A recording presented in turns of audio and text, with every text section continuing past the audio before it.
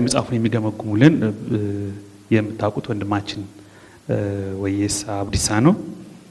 ወየሳ ኢትዮጵያ ወንጌላዊት መካነ ኢየሱስ ቤተክርስቲያን መካነ ኢየሱስ አባል ነው። የመጀመሪያ ዲግሪውን በታሪክና ቅርስ አስተዳደር ወይም ሄሪቴጅ ማኔጅመንት የሰሩ ሲሆን ከኢትዮጵያ የሥነ መለኮት ድህረ ምረቃ ትምህርት ቤት ደግሞ ከዚሁ ከኢገስት በስነ አመራርና አስተዳደር ሊደርሺፕ ኤንድ ማኔጅመንት ሁለተኛ ዲግሪያቸውን ወይም ኤምኤ ወስደዋል።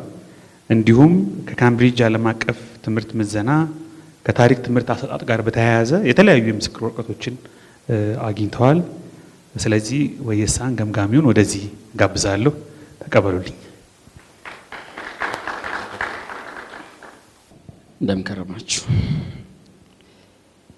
በመጀመሪያ ደረጃ እንጸትዬን እድል ስለሰጠኝ በጣም አመሰግናለሁ። እግዚአብሔርንም እጅግ አድርጌ አመሰግናለሁ። ላቂነት እንደሚኖራት የሚያሳይ ሽፋን ነው።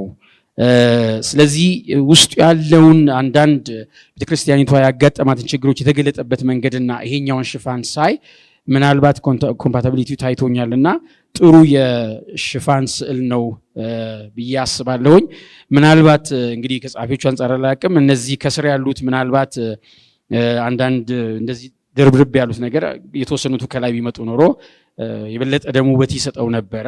ከዚህ አንጻር የመጽሐፉ ሽፋን ቆንጆ አድርጎ የቤተክርስቲያንን ማንነትና ማን ላይ እንደተመሰረተች የሚለውን ነገር ለማሳየት እንደተሞከረ ቆንጆ አድርጎ የሚያሳይ የስዕል የገጽ ሽፋን እንደሆነ ለማየት ሞክሬያለሁ። ለምሳሌ ቤተክርስቲያኒቷ ከመመስረቷ በፊት የነበረው የስዊዲሽ ኢቫንጀሊካል ሚሽን የሚባለው ይህ የሚሽነሪ ነው ለእንጦጦ ቤተክርስቲያን መመስረት ምክንያት የሆነውና ራሱ የስዊዲሽ ኢቫንጀሊካል ሚሽን በራሱ ያለፈባቸውን አንዳንድ መሰናክሎች ለማሳየት የተሞከረም ሽፋን ነው ብዬ ማስባለሁኝ። ከዛም በኋላ ማህበረ ምዕመናን ደግሞ ከተመሰረተች ከ1956 በኋላ የነበሩት አንዳንድ የውስጥና የተወሰኑ የውጭ ችግሮችን ለመግለጽ የተሞከረበት ሁኔታ ይህ ቤተክርስቲያን በእውነቱ በአለት ላይ መመስረቷንና በዙሪያው የነበሩትን ሽንፍሮች ወይም ወጀቦች ተቋቁማ ለማለፏ ደግሞ አለቱ ጥንካሬ እንደሆናት የሚያሳይ መጽሐፍ ነው ብዬ አስባለሁኝ። በተለያየ ዓመተ ምህረት ነው የተገለጠው መጽሐፉ። ከ1963 ከ73 የነበሩትን አንዳንድ ችግሮች ለማሳየት ተሞክሯል። በዛ ውስጥም ደግሞ በምክርም በአንዳንድ ሁኔታዎች የታለፉበት ሁኔታ ታይቷል። ከ1973 እስከ 83 መጽሐፍ ከተጻፈበትም የነበረውን ነገር እንደዚሁ ደግሞ ቤተክርስቲያኒቷ ያለፈችበት ሁኔታ በዝርዝር የታየበት ነው። ስለዚህ ከመጽሐፉ ሽፋን ጋር ያለውን ሐሳብ በዚህ መልኩ ይመሳሰላል ወይንም ደግሞ ቆንጆ ሽፋን ስዕል ነው የሚለውን ለመገንዘብ ሞክሬያለሁኝ። ሌላው ምናልባት እንግዲህ ታሪክ ሲጻፍ ብዙ አይነት ዘዴዎች አሉና የትኛውን ዘዴ ነው የተጠቀመው፣ የትኛውንስ ይዘት ይዞ ነው መጽሐፉ የተጻፈው የሚለውንም ደግሞ ለማየት ሞክሬያለሁኝ። እንደምናውቀው ብዙ አይነት የታሪክ አጻጻፍ ዘዴዎች አሉ፣ ወይም ሂስቶሪዮግራፊ የምንላቸው። ሂስቶሪዮግራፊ ምንድነው ለሚለው ደግሞ ይሄ የታሪክ ቅኝት ምንድነው ለምንለው አንደኛ የጸሐፊውን እይታ ወይም ደግሞ ፐርስፔክቲቭ የሚያሳየን ነው። ሁለተኛ በዛ ሜቶዶሎጂ ውስጥ ደግሞ ወይም ሂስቶሪዮግራፊ ውስጥ ደግሞ ሜቶዶሎጂውን የምናይበት ነው። ሜቶዱስ ምን አይነት ሜቶድ ነው የተጠቀመው፣ ይሄ ሜቶድ መጠቀሙ በደንብ አሳይቶታል የሚለውን ነገር ነው። ሌላኛው እና የመጨረሻው ኢንተርፕሬቴሽኑን ደግሞ ትርጉም የሰጠበት ሁኔታ ነው። ያያቸውን ነገሮች የተተረጎመበት የተረዳበትን መንገድ የሚያስቀምጥ ነው ማለት ነው። እንግዲህ አሁንም ቢሆን ከሂስቶሪዮግራፊው አንጻር እንግዲህ ሁለት ነገሮችን ነው የምናየው። አንደኛው ዘዴው ምን ይመስላል፣ የትኛውን ዘዴ ነው የተጠቀመው የሚለውን ለመናገር ልሞክር። ጸሐፊው በዋናነት የተጠቀመው ዘዴ ከቤተክርስቲያኒቷ የአንድ ትልቅ ቤተክርስቲያን ዩኒት ነች ወይንም ደግሞ አንዲት ማህበረ ምዕመናን ነችና የዛችን ማህበረ ምዕመናን ታሪክ ለመጻፍ የግዴታ መጠቀም ያለበት ዘዴ ማይክሮ ሂስቶሪካል ሜተድ ይባላል። ይህ ማይክሮ ሂስቶሪካል ሜተድ እንደ ስሙንም እንደምታውቁት ራሱ ማይክሮ የሚለው አነስተኛ ነገር ግን ጠለቅ ያለ ነገርን ለማየት ተሞክረበት ዘዴ ነው የተጠቀመው። ይህንንም ደግሞ ምን ያህል ተጠቅሟል የሚለውን ደግሞ ትንሽ ለማየት ሞክሬያለሁኝና እሱን ለማለት ለሞክር።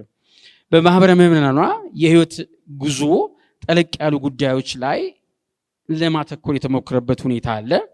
ይህም ደግሞ አንድ ማህበረ ምዕመናን የህይወት ጉዞ ታሪክ እያወሳ እንዴት ከሰፊው ከዙሪያው ካለ ማህበራዊና ፖለቲካዊ ሁኔታ ጋር ያጋጠማትን ነገሮች ያለፈችበትና ማድረግ ያለባትን ደግሞ እንዴት እንዳደረገች የሚያሳይ ታሪካዊ መጽሐፍ መሆኑን ለማየት ችያለሁኝ። ይህንን ደግሞ ለማድረግ የግዴታ የተጠቀማቸው ሪሶርሶች ይኖራሉ። ኦፍ ኮርስ ታሪክን ስንጽፍ ሪሶርስ ያስፈልገናልና በዋናነት ጸሐፊ የተጠቀመው ፕራይመሪ ሶርስ የምንላቸውን ነው።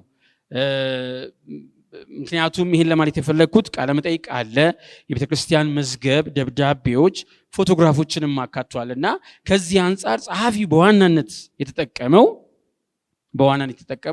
የቅድመ ታሪክ የሆኑትን ሶርሶች መጠቀሙን ለማሳየት ሞክሯል ማለት ነው። ኦፍ ኮርስ ሰከንደሪ ሶርሶችን ተጠቅሟል። ኦፍ ኮርስ አሁን መግቢያዎቹ ላይ ኢንትሮዳክሽን ላይ አንዳንድ ነገሮች ላይ የተጠቀምበት ሁኔታ አለ።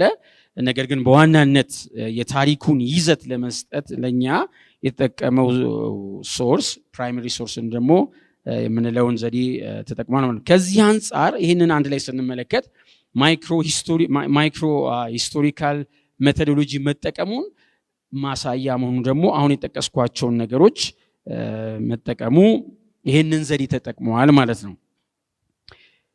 በይዘት ውስጥ ምን ይመስላል የሚለውን ነገር ስንመለከት ታሪክ ጸሐፊው ኦፍኮርስ እንደምናውቀው ታሪኩ የሚናገርና የአንድ ማህበረ ምዕመናን ታሪክን መጠቀሙ ምንም ጥያቄ የለውም። ሪሊጂየሱንም ደግሞ ኤክሌሲያስቲካል ሂስቶግራፊ የሚለውን ይዘት ተጠቅሞ ነው መጽሐፉን ለመጻፍ የሞከረው።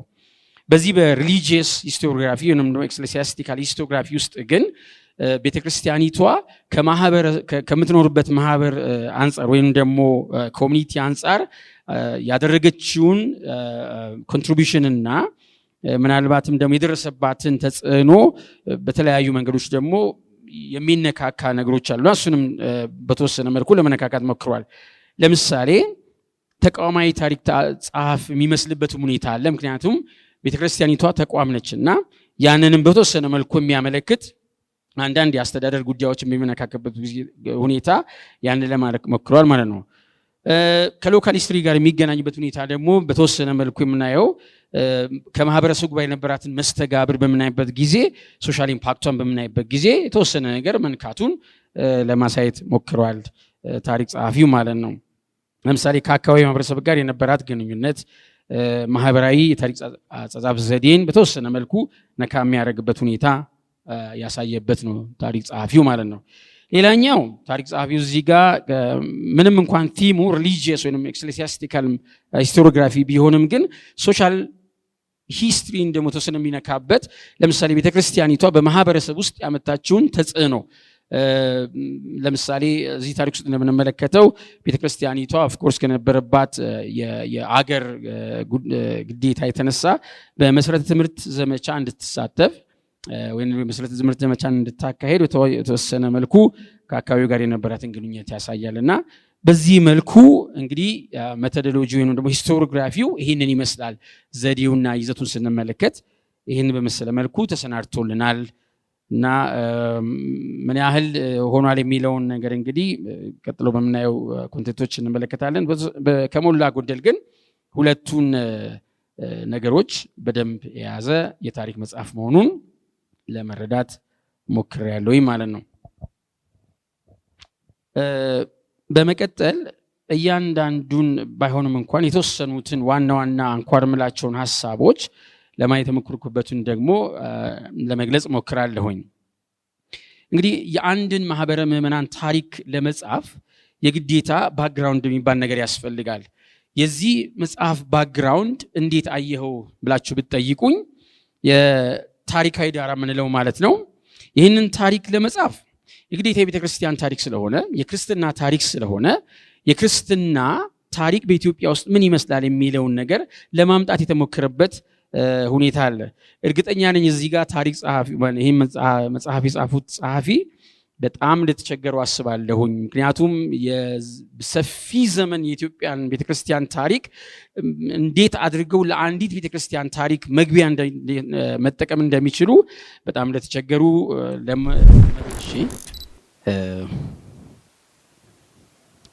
ሀሳቤን እቀጥላለሁኝ።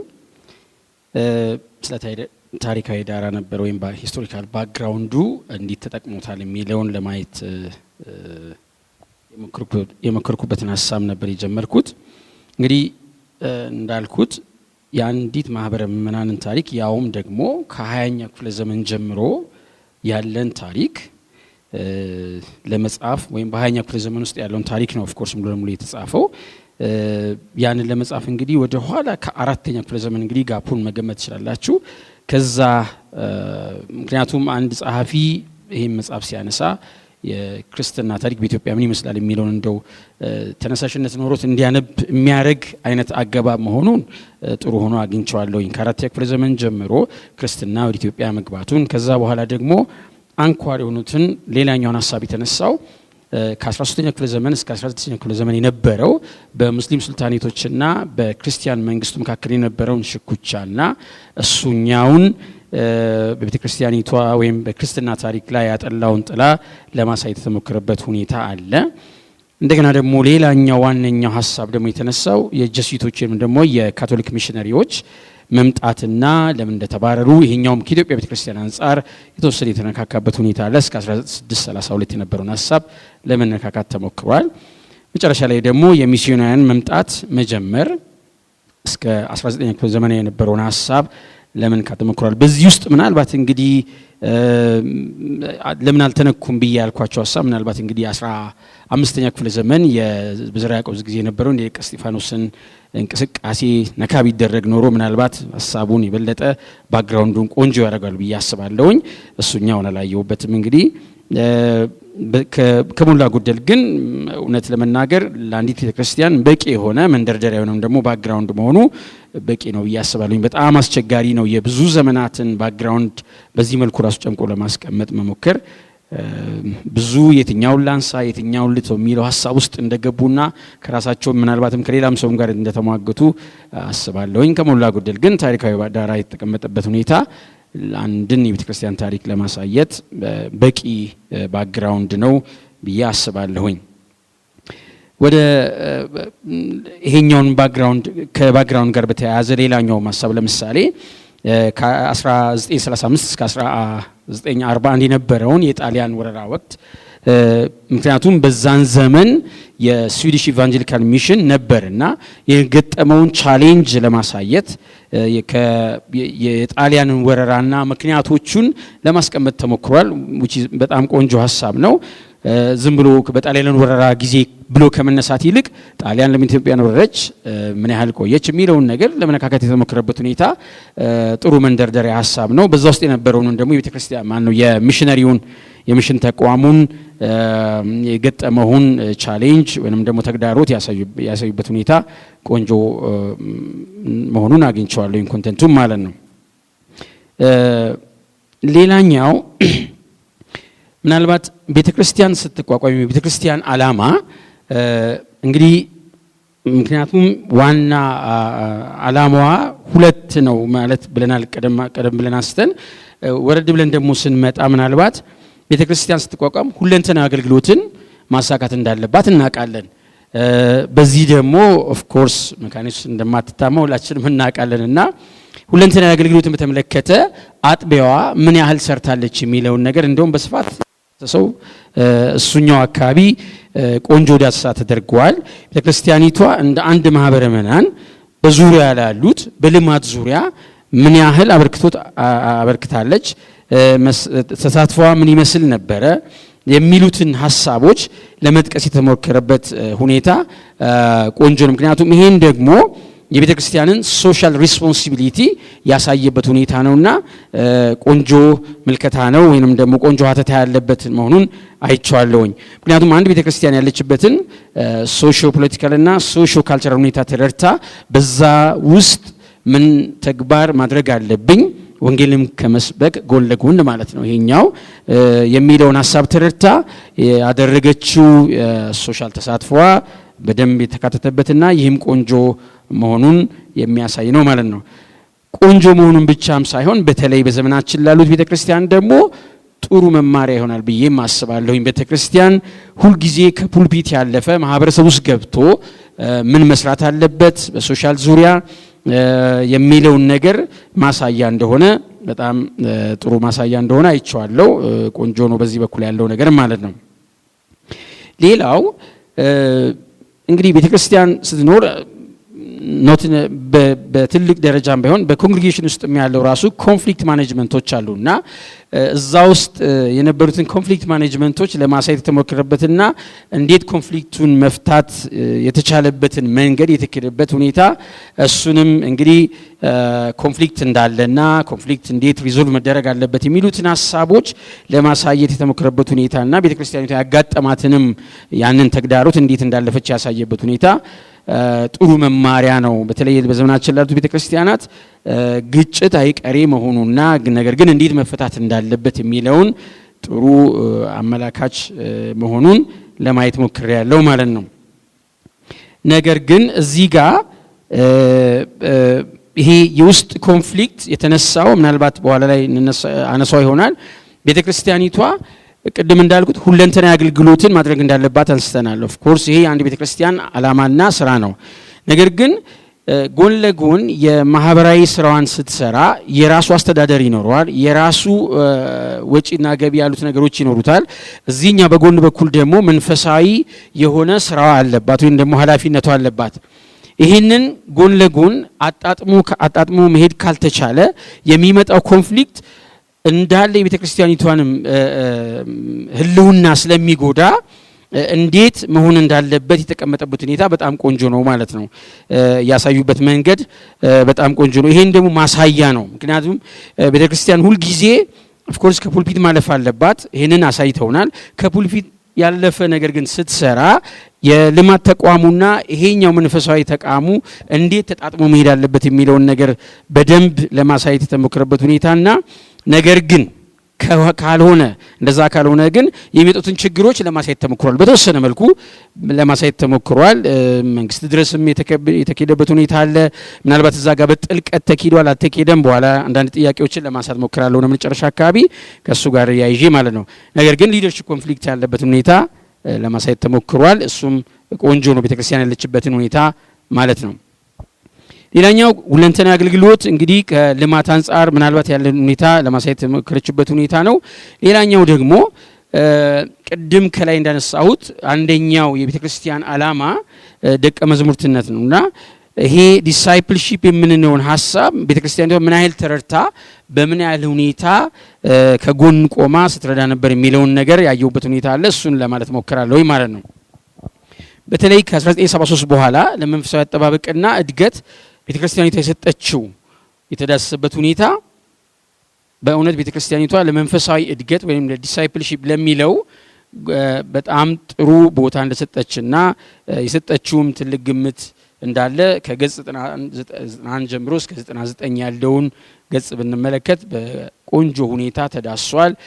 ለምሳሌ አገልጋዮችን ማሰልጠን ማብቃት ከገጽ 101 እስከ 102 ያሉት ሐሳቦች ውስጥ አለ። ጎን ለጎን ደግሞ አሁንም ደግሞ ከዲሳይፕልሺፕ ጎን ለጎን ደግሞ ኢቫንጀሊዝም ላይም ሰርታለች ወይ አሳይተዋል ወይ ይሄ ታሪክ ጽሁፍ ቤተክርስቲያኒቷ ኢቫንጀሊዝም ላይ የሰራችውን ስራ ምን ያህል አሳይቷል የሚለውን ደግሞ ትንሽ ለማለት እሞክራለሁኝ። እርግጥ ነው ቤተክርስቲያን ስትቋቋም ምንም ጥያቄ የለውም አንደኛው ሐሳቧ ወይን አንደኛው ስራዋ ወንጌልን ማስፋፋት ነው፣ ወንጌልን መስበክ ነው። ይሄንን በዙሪያ ያላሉት ከቅርብ ጀምሮ ማለት ነው የተጠቀሱ ኮሚኒቲዎች አሉ። ምናልባት መጽሐፉን ያነበባችሁ ሰዎች አይታችሁታል። ከዛም አለፍ ብሎን ደግሞ በዙሪያ ያላሉት ትንንሽ ከተሞች ዙሪያ አጥቢያ እስከመትከል እነሱንም ደግሞ በኮንግሪጌሽን የማሳደግ ስራዎች የታየበትና በእውነት በኢቫንጀሊዝም ስራ ዙሪያ ማህበረ ምእመናንና ያበረከተችውን አስተዋጽኦ በቆንጆ ሁኔታ ያስቀመጠ መሆኑን የሚያሳይ ነው።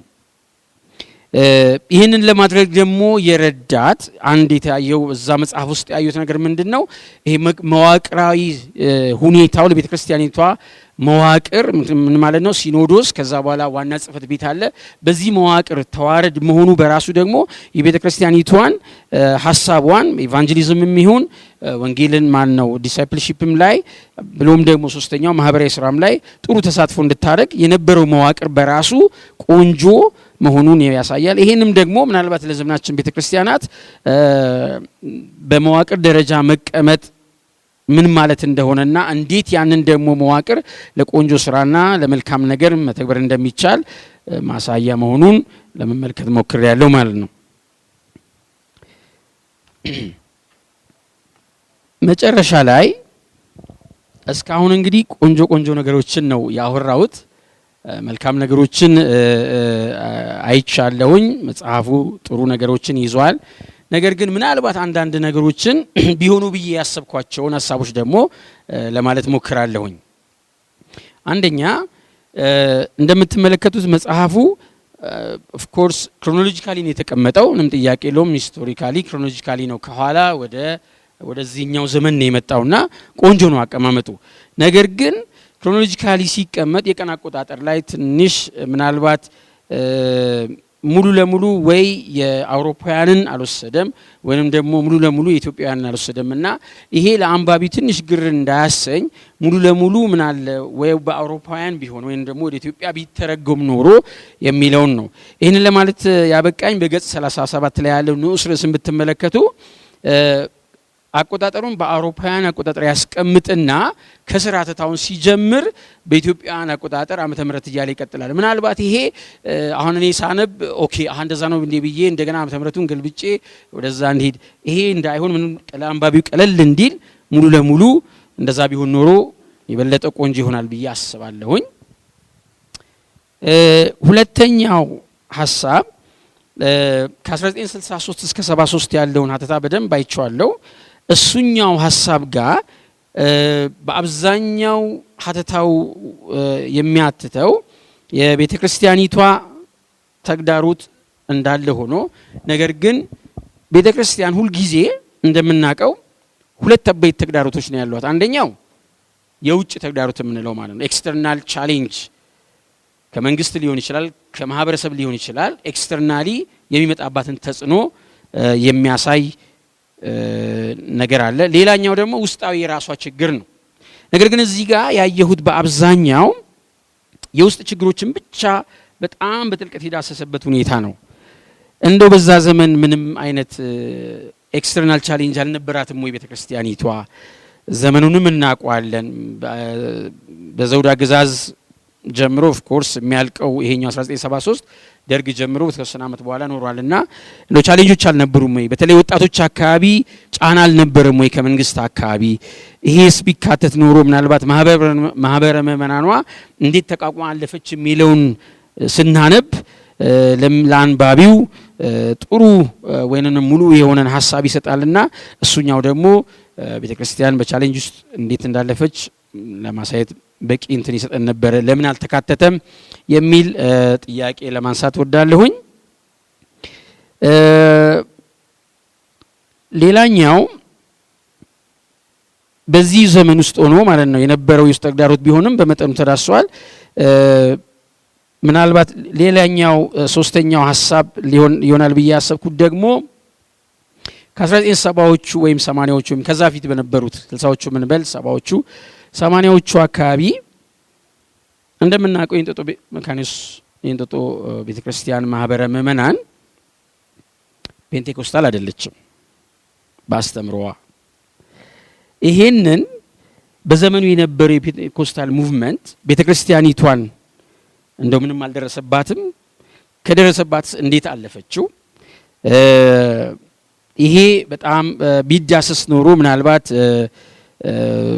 አሁን ላለው ዘመን የቤተ ክርስቲያኒቷ ምእመናን ነው የቤተ ክርስቲያኒቷን አስተምህሮ ራሱ ምን ይመስላል የሚለው ማሳያም ቆንጆ መጽሐፍ ነበረ ያ ቢካተት እና ለምን አልተካተተ? ምናልባት ይሄኛው ሙቭመንት እዛ አካባቢ ምንም ችግር አልፈጠረም ወይ? ማህበረ ምእመናን ላይ ምንም እንደው ኮሽታ ነገር አልነበረም ወይ? እዛ አካባቢ በዚህ ዙሪያ ለምን ዝም ተባለ የሚለውን እንደው ለመጠየቅ ወዳለሁኝ። ሌላኛው ሐሳቤ ደግሞ ወደ መጨረሻው አካባቢ ስለ ልማት ክፍል ኃላፊዎች ለብቻ ተቀምጧልና ይሄ መጨረሻ ላይ አካባቢ ያገለግሉ ኃላፊዎች ተብሎ መጨረሻ ላይ የተነሱ ሰዎች አሉና እነሱን ለብቻ ከሚነሳ የነሱ ታሪክ ለብቻ ከሚነሳ እንደው ቤተክርስቲያኒቷ ብዙ የልማት ስራዎችን ሰርታለች እንደምናውቀውና እዛ ውስጥ እንደው ያስገቡ እዛ ውስጥ ማጠቃለል አይቻልም ነበር ወይ? ለብቻ ማንሳት ለምን አስፈለገ? ምናልባት የቤተክርስቲያኑ ታሪክ ስለሆነ የነሱን ታሪክ እዚህ ጋር ለብቻ አምጥቶ ሌላ ርዕስ ከመስጠት ይልቅ እዛው የቤተክርስቲያኒቷ የልማት ስራ ሲዳሰስ እዛ ውስጥ የሰሩት ስራና ሰዎችን መጥቀስ በቂ አልነበረም ወይ የሚለውን ሐሳብ ለማንሳት ለመጠየቅ ፈልጋለሁኝ። ሌላኛውና የመጨረሻው ጥያቄ የሚሆነው መጽሐፉ እስከ 1983 ብቻ ያለውን ታሪክ ነው የሰጠን። ለምን እስከ 1983 ብቻ ሆነ ብዬ የምጠይቅበት አንድ ብርቱ ጥያቄ አለኝ። እስከ 1983 የነበረውን ታሪክ ስንመለከት ከዘውዱ ጊዜ ጀምሮ እስከ ደርግ ድረስ የነበረውን ታሪክ ነው። ኦፍኮርስ በዚህ ጊዜ ወሳኝ የሆኑ ውጫዊ የሆኑ ቻሌንጆች ነበሩ። በብዛት ባይዳሰሱም በመጽሐፍ ውስጥ ግን የተወሰኑ ቦታ ብቻ የአስተምህሮ ለምሳሌ እግዚአብሔር የሚለውን ሐሳብ ብቻ ለማንሳት የተሞከረበት ሁኔታ አለ። ግን ከዛ ያለፈ እንደው ፊዚካሊስ ቢሆን ጫና ነገር አልመጣም ቤተክርስቲያኒቷ ላይ የሚለውን ጥያቄ መጀመሪያ ላይ ጠይቄያለሁኝ። ይሄ ውጫዊ ተግዳሮት ነው። ከ1983 በኋላ ያለው ታሪክ 2016 እስኪታተም ድረስ ለምንድነው እስከ